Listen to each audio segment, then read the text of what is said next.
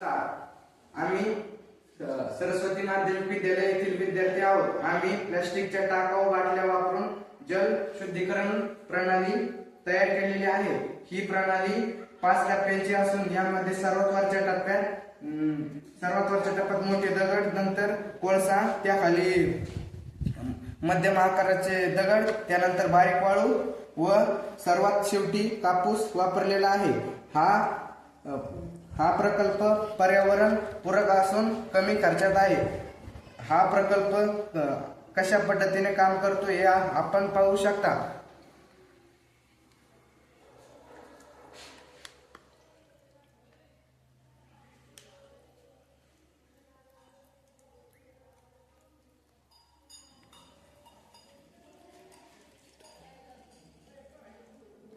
आपण पाहू शकता कशा पद्धतीने आपण कमी खर्चात टाकाऊ पद्धतीचा